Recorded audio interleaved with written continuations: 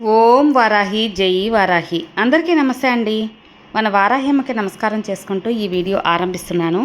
ఇక ఈరోజుటి వీడియోలో మన వారాహ్యమ్మ వారు మనకి అందిస్తున్న వాక్కు ఏంటి అంటే, బిడ్డ, నువ్వు కోట్లకి అధిపతి కాబోతున్నావమ్మా.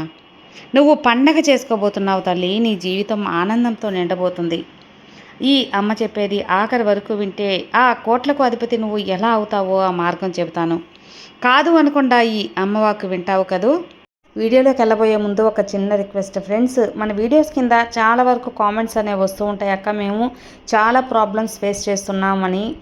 ఎటువంటి ప్రాబ్లంకైనా సరే మంచి సొల్యూషన్ చూపించే మనకు తెలిసిన ఒక గురూజీ ఉన్నారండి, శ్రీనివాసరాజు గారు. అమ్మవారి ఆశస్సులతో జ్యోతిష్యం చెబుతారు. మీ సమస్యలకు మంచి ఖచ్చితమైన పరిష్కారం కావాలంటే మాత్రం స్క్రీన్ మీద కనిపిస్తున్న నంబర్కి కాల్ చేశారంటే మీ ప్రాబ్లం తీరిపోయినట్టే ఫ్రెండ్స్. గురువుగారు చేసే పూజల ద్వారా, పరిహారాల ద్వారా మీకున్న చెడు ప్రభావం తొలగటం కానీ, మీకున్న జాతక దోషాలు లేదా వాస్తు దోషాలు ఇలాంటివన్నీ కూడా తొలగిపోతాయి. మీరు చేయవలసిందల్లా స్క్రీన్ మీద కనిపిస్తున్న నంబర్కి కాల్ చేయండి. మీ ఎలాంటి ప్రాబ్లం అయినా తొలగించుకోండి ఫ్రెండ్స్.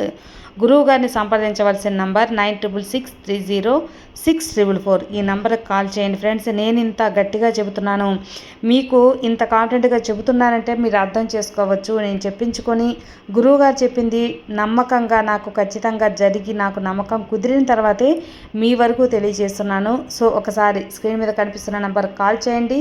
మీ ఎలాంటి సమస్యనైనా సరే తొలగించుకోండి. ఇక మన వారాహి తల్లి వాక్కు విషయానికి వచ్చేస్తే, బిడ్డ, నిన్ను నేను ఎంచుకున్నాను. కోట్లకు అధిపతిని చేయబోతున్నాను. ఒక్కసారి ఇది విని చాలు, అన్నీ నీకు స్పష్టంగా అర్థమవుతాయి. నీ యొక్క ఒడిదుడుకులన్నీ నేను సరిచేస్తానమ్మా. జీవితం ఖచ్చితంగా మారుతుంది.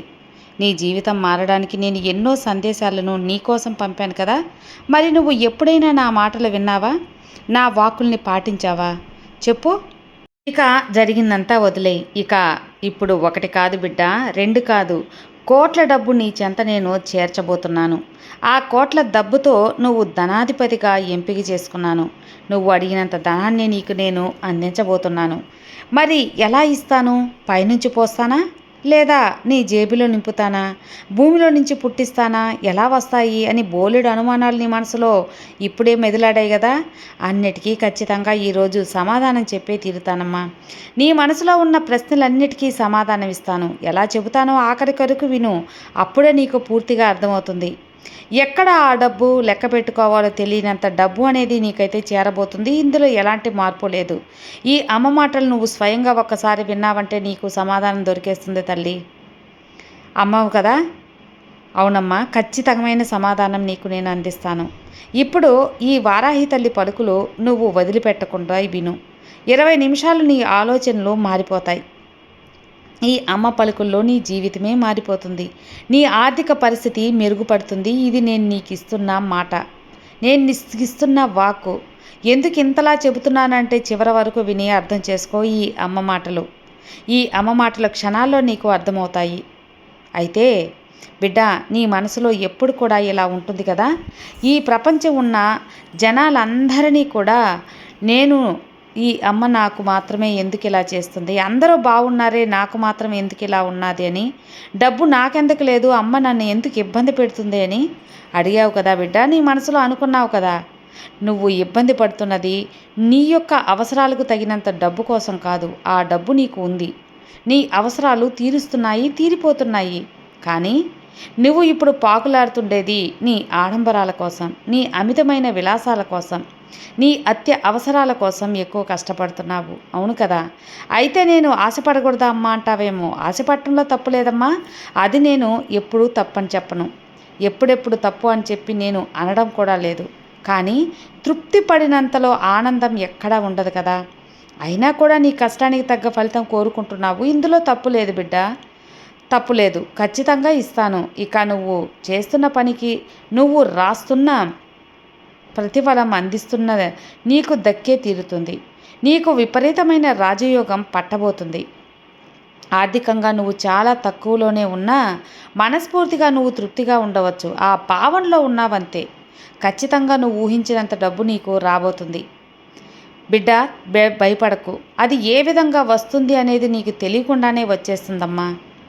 ఇందులో ఎలాంటి అనుమానం కూడా లేదు. నేను నీకు 100 కోట్లు సాయం చేస్తాను. 100కి 100 కోట్లు అంటే ఎలా అమ్మ అంటావేమో, అది వచ్చేస్తుంది తల్లి. నమ్మకం మాత్రం పెట్టుకో. అది పెద్దదో చిన్నదో నీ కష్టం తగిన అంతదే కదా. ఇక ఆ కష్టానికి తగ్గ ప్రతిఫలం 100కి 100% నేను అందించే తీరుతాను బిడ్డ. అవును తల్లి, 100కి 100% ఈ అమ్మ నీకు ప్రతిఫలాన్ని అందిస్తాను. మరి నువ్వు కోరుకున్నది ఎలా అందిస్తాను అనేది నీకు అర్థమవుతుంది. అది పూర్తిగా విను. ఇప్పుడే విని నీకు అన్నీ తెలుస్తాయి. భయపడకు. ప్రపంచంలో అందరి అందరి జీవితం అనేది ఆలోచనల మీదే, వారి వారి ఆలోచనల మీదే ఆధారపడి ఉంటుంది. ఈ విషయం నీకు స్పష్టంగా తెలుసుకోవాలి. భావనల మీద కూడా ఆధారపడి ఉంటుంది. నీకు తెలుసా? అవునమ్మా, నీ ఆలోచనలు, నీ యొక్క భావనలు అనేవి డబ్బు పట్ల కానీ, ప్రేమ పట్ల కానీ, లేదా కుటుంబం పట్ల కానీ, ఇలా ప్రతిదీ నీ చుట్టూ నీకు చేస్తూ ఉంటాయి. నీ జీవితంలో జరిగిన మంచి చెడులను కూడా నువ్వే పుట్టినవే. అవి బయట నుండి రాలేదు, నీ లోపల నుండే వస్తాయి. నువ్వు ఏదైతే ఆలోచిస్తున్నావో ఇక అదే నీకు ఇస్తానమ్మా. అది నీకు ఇష్టమని కూడా నేను ఆశిస్తాను. నువ్వు ఏదైతే తలుస్తూ ఉంటావో అదే నీకు ప్రీతికరమైనది అని నేను అనుకుంటాను. నా ఆలోచనలు నేను ఎప్పుడు ఒక్క ప్రశ్న అడగనా? ఇలా చూడమ్మా, ఇక్కడ అడిగావు కదా, ప్రపంచంలో ఉన్న కోట్లాది మంది జనాభా అందరూ కూడా ఒక్కొక్కరు నాకు 100 కోట్లు కావాలి, 1000 కోట్లు కావాలి అని ప్రశ్నిస్తూ ఉంటారు. ఇక అది సాధ్యమేనా? చాలా కష్టమని పైన అయినా కూడా దగ్గరగా ఎక్కడ ఉంటుంది? అది జరిగే పని కాదులే అనుకుంటావా? అలా మాత్రం నువ్వు అనుకోవడంలో ఆశ్చర్యం అనేది ఏమీ లేదు. అలా అనుకోవడం సహజమే. కానీ తల్లి, ఖచ్చితంగా అలా అనుకొని నువ్వు నమ్మాల్సిన నిజం కూడా ఉంది. ముందు నువ్వు నన్ను నమ్మాలి. ఆ నమ్మకం బలపడాలి. ఆ నమ్మకం పెట్టుకోవాలి. నేను ఏది కోరుకుంటానో నాకు అది వస్తుంది. నేను ఏదైతే సంకల్పిస్తానో ఆ సంకల్పం నాకు అమ్మ నెరవేరుస్తుంది అని ముందు నన్ను నమ్ము. ఆ నమ్మకమే నడిపిస్తుంది అని, అటువైపు నాకు మార్గం నిర్దేశమని ఈ అమ్మ నా కోసం బోలెడు అవకాశాలు ఇస్తుంది అని అనుకోవద్దు బిడ్డ. నీకు చాలా అవకాశాలు తీసుకొస్తాను. నమ్మకం పెట్టుకో.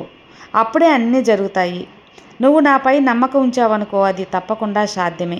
అసాధ్యమన్నది సుసాధ్యం అయ్యేలా నేను చేస్తాను. ముందు నీ మీద నీకు నమ్మకం లేదు. ఇది నాకు చాలా అంటే చాలా బాధ ఇస్తుందమ్మా. కాబట్టి ముందు నీ మీద నువ్వు నమ్మకం పెట్టుకొని ఈ వారాహి మీద నమ్మకం పెట్టుకో. నీ నమ్మకం నీకు ఖచ్చితంగా నేను నెరవేరుస్తాను. ఒక పని చేస్తూ ఉండు. ఇది జరుగుతుందా లేదా, నేను చేయగలనా లేదా, నాకు దక్కుతుందా లేదా అని ఎప్పుడు కూడా ఆందోళన చెందకు. ఆ సందేహాలే వద్దు. నీ మనసులో ఈ యొక్క ఆలోచనలు తొణికిలాడుతూ ఉంటాయి. బోలెడు అనుమానాలు నీ మనసులో ఉన్నప్పుడు ఈ అమ్మ మీద నమ్మకం ఎక్కడ ఉంటుంది చెప్పు? అనుమానం రావడంలో సందేహం లేదు కదా. అతి పెద్ద ఆశ్చర్యం ఏమీ లేదు. ఎక్కడైతే ఎవరి మీదైతే వాళ్ళకు నమ్మకం ఉంటుందో, విశ్వాసం అనేది ఉంటుందో, అలాంటి వాళ్ళు ఈ అమ్మ ఖచ్చితంగా తోడుగా ఉంటాను. నన్ను నమ్మినప్పుడు మాత్రమే నేను అండగా ఉంటాను బిడ్డ. నీ కోరికలు తీరుస్తాను. నా బిడ్డలందరికీ నాపై నమ్మకం అనే ఒక భరోసా ఉండాలి.